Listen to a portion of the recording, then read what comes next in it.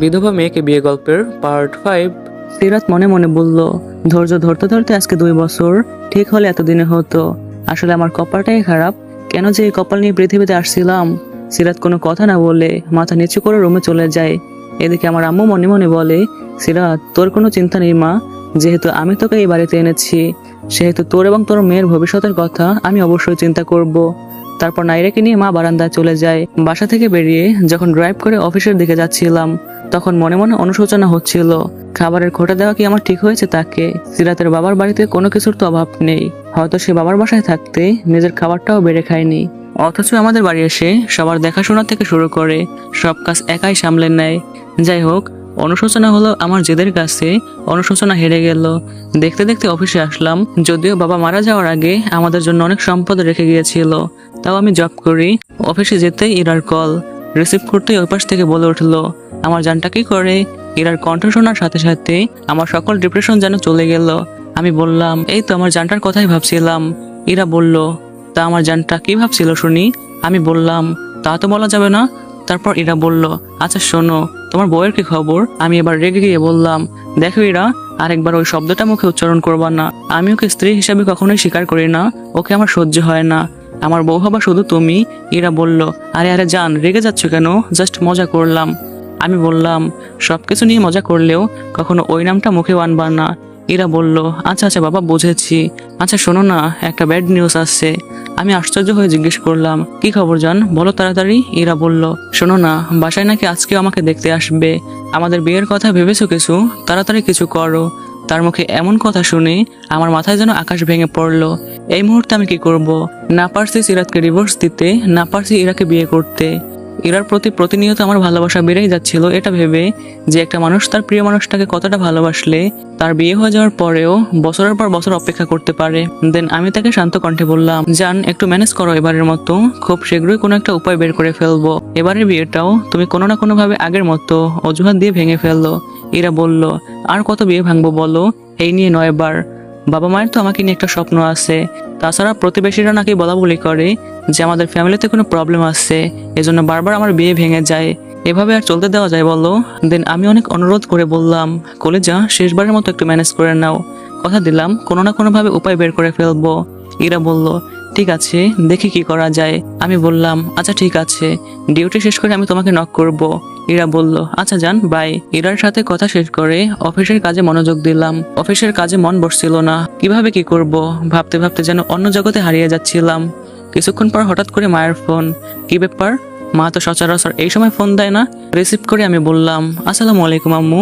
মা উত্তেজিত হয়ে সালামের উত্তর দিয়ে বলল, গাইস, তোমাদেরকে বিরক্ত করার জন্য দুঃখিত, আমার কোনো ফেসবুক পেজ নাই। তোমরা এই গল্প যে যেখান থেকে শোনো না কেন, তোমাদেরকে আমার ইউটিউব চ্যানেলে আসার আমন্ত্রণ রইল। আমার চ্যানেলের নাম হচ্ছে ভিশনারি সাজিদ।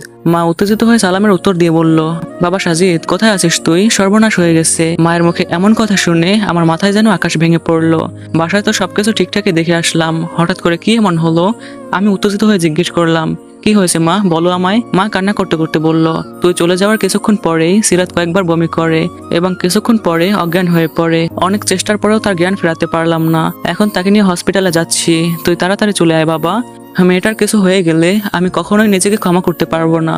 মায়ের মুখে এমন কথা শুনে ভিতরটা যেন কেঁপে উঠলো। তাকে সান্ত্বনা দিয়ে বললাম, শান্ত হও মা, কিছু হবে না, আমি এখনই আসছি। আমাকে উত্তেজিত অবস্থায় দেখে আবির সাহেব বলল, কি হয়েছে সাজিদ সাহেব, আপনাকে এমন অস্থির দেখাচ্ছে কেন? আমি তাড়াহুড়ো করে বললাম, আবির সাহেব এদিকটা আপনি একটু ম্যানেজ করেন, আপনার ভাবি অসুস্থ, এখনই আমাকে যেতে হবে। আমি সিনিয়র পদে থাকায় ছুটি নিয়ে তেমন সমস্যা হয়নি। আবির সাহেব বলল, ঠিক আছে, আপনি একদমই চিন্তা করবেন না, এদিকটা আমি ম্যানেজ করে নিব, আপনি সাবধানে যান। আর হ্যাঁ, অবশ্যই কোনো সাহায্য লাগলে জানাবেন। তার কাছ থেকে বিদায় নিয়ে আমি দ্রুত হসপিটালে চলে গেলাম। গিয়ে দেখি সিরাতের আব্বু আম্মু সহ সবাই আমার জন্য ওয়েট করতেছে। সবার মুখেই কান্নার ছাপ। আমাকে দেখেই নাইটা আমার কোলে এসে কান্না করতে করতে বলা শুরু করলো, বাবাই তুমি সকালে মামুনিকে বকছিলে, এজন্য লাগ করে সে আর কথা বলে না, ঘুমিয়ে আছে। নাইরার মুখে এমন কথা শুনে সিরাতের আব্বু আম্মু আমার দিকে অবাক দৃষ্টিতে তাকিয়ে রইল। সবার সামনে আমার মাথা যেন হেঁট হয়ে গেল। নাইরার কথা অস্পষ্ট থাকায় ব্যাপারটাকে গুরুত্ব দিল না, তবে নাইরার কথা শুনে আমার ভিতরটা যেন নড়া দিয়ে উঠল। কয়েক ঘন্টা পর ডক্টর বের হতেই আমার আম্মু উত্তেজিত অবস্থায় জিজ্ঞেস করলো, ডক্টর আমার মেয়েটা এখন কেমন আছে, ওর কি হয়েছে বলুন ডক্টর। ডক্টর বলল, দেখুন, অবস্থা খুব বেশি খারাপ নয়, তবে বহুদিন ধরে অতিরিক্ত মানসিক চাপ এবং নিজের প্রতি অযত্নের কারণে দুর্বল হয়ে সেন্সলেস হয়ে পড়েছে। তাকে একদমই মানসিক চাপে রাখা যাবে না, তাকে সবসময় হাসি খুশি রাখতে হবে। যদি অতিরিক্ত মানসিক চাপে থাকে তাহলে একটা সময় এটা বড় প্রবলেমের কারণ হতে পারে। ডক্টরের মুখে এমন কথা শুনে নিজেকে অপরাধী মনে হচ্ছিল। মনে মনে ভাবছিলাম, আমার জন্যই মেয়েটার আজকে এই অবস্থা। হয়তো সকালে অসুস্থ ছিল, এজন্য উঠতে পারেনি, এজন্য সময় মতো চা আনতে পারেনি, আর আমি কিছু না জেনে না বুঝে তার সাথে বাজে ব্যবহার করলাম। আমার খুব অনুশোচনা হচ্ছিল যে সে এত কষ্ট করে আমাদের জন্য, এমনকি নিজের অসুস্থতার কথাও গোপন রাখে, আর আমি কি না তার সাথে খারাপ ব্যবহার করি। পরক্ষণে আবার মনে মনে ভাবি, কিন্তু এখানে আমার তো কোনো দোষ নেই। আমি তো তাকে মন থেকে কখনোই চাইনি, বিয়েও করতে চাইনি। আমাকে জোর করে বিয়ে দিয়েছে। জোর করে বিয়ে দিলে এমন হওয়াটাই তো স্বাভাবিক। সিরাতের আম্মু বলে উঠলো, ও কি নিয়ে এত চিন্তায় থাকে বেআইন? আমার আম্মু কথা লুকিয়ে বলল, সেটাই তো বুঝি না, সবসময় তো হাসি খুশি থাকে, হয়তো পুরনো শোক এখনো কাটিয়ে উঠতে পারেনি। যাই হোক, কয়েক ঘন্টা পর তাকে নিয়ে বাসায় আসলাম। সিরাতের আম্মু এসেছে। সিরাতের জ্ঞান ফেরার পর সে একদম চুপচাপ, কেউ কিছু জিজ্ঞেস করলেও কথা বলে না, এজন্য কেউ তাকে জোর করে কিছু জিজ্ঞেসও করে না। আমি দোটানার মধ্যে পড়ে গেলাম। রাতে খাওয়া দাওয়া শেষে আমি আমার রুমে চলে গেলাম ঘুমোতে। আমরা যে আলাদা রুমে ঘুমাই সেটা সিরাতের মা বুঝতে পারেনি। মনে মনে হয়তো ভাবছে যে সে এসেছে এজন্য আমি অন্য রুমে ঘুমোচ্ছি। রুমে এসে বিছানায় শুতেই ইরার মেসেজ, গুড নিউজ আছে জান। বুঝলাম বিয়েটা এবারও কোনোভাবে ভেঙেছে। খুশি হব না কি করবো বুঝতেছিলাম না। এমন দোটানার জীবন নিয়ে মরে যেতে ইচ্ছে করছিল। যাই হোক, তাকে বললাম, কি গুড নিউজ জান? এরা বলল, আজকেও বলছি ছেলে পছন্দ হয়নি। অবশ্য ছেলেকে আমার আব্বুরও পছন্দ হয়নি, এজন্য বিয়েটা ভাঙাটা এবার সহজ হয়েছে। তবে এভাবে প্রতিবার ভাঙা যাবে না, তুমি কিছু একটা ম্যানেজ করো। আমি বললাম, ঠিক আছে, আমি দ্রুত কোনো একটা উপায় বের করে ফেলবো। তার সাথে কিছুক্ষণ কথা বলে তার থেকে বিদায় নিয়ে ঘুমানোর ট্রাই করলাম। কোনোভাবেই দু চোখের পাতা এক করতে পারছি না। ওদিকে সিরাতের জন্য টেনশন হচ্ছিল এবং অনুশোচনাও হচ্ছিল নিজের প্রতি। এপাশ ওপাশ করতে করতে শেষ রাতে কখন যে ঘুমিয়ে পড়লাম টেরই পেলাম না। সকালে উঠে দেখি টেবিলে চা রাখা। মনে মনে ভাবলাম, কি ব্যাপার, সিরাত তো অসুস্থ, তাহলে চা রাখলো কে? হঠাৎ করে চোখে পড়লো পাশে একটা চিরকুট রাখা আছে। চিরকুট দেখে আর বুঝতে বাকি রইলো না যে এটা সিরাতি হবে। চিরকুটে লেখা ছিল, গাইস, প্রথমেই আমি দুঃখ প্রকাশ করি এজন্য যে আমি বারবার বলি যে পরবর্তী পার্ট বড় আসবে, কিন্তু বড় দিতে পারি না। অ্যাকচুয়ালি আমি আমার জায়গা থেকে সর্বোচ্চটুকু দিয়ে চেষ্টা করি বড় পার্ট আনার জন্য, কিন্তু আমি বিভিন্ন কারণে পেরে উঠি না।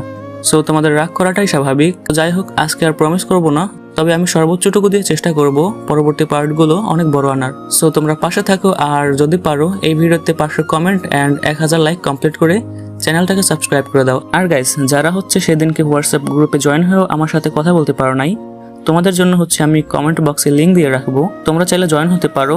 আজকে রাত 8টার সময় লাইভে আসবো, তোমরা আমার সাথে সরাসরি কথা বলতে পারবা। সো কমেন্ট বক্সের লিঙ্কে ক্লিক করে এখনই জয়েন হয়ে যাও। আল্লাহ হাফেজ।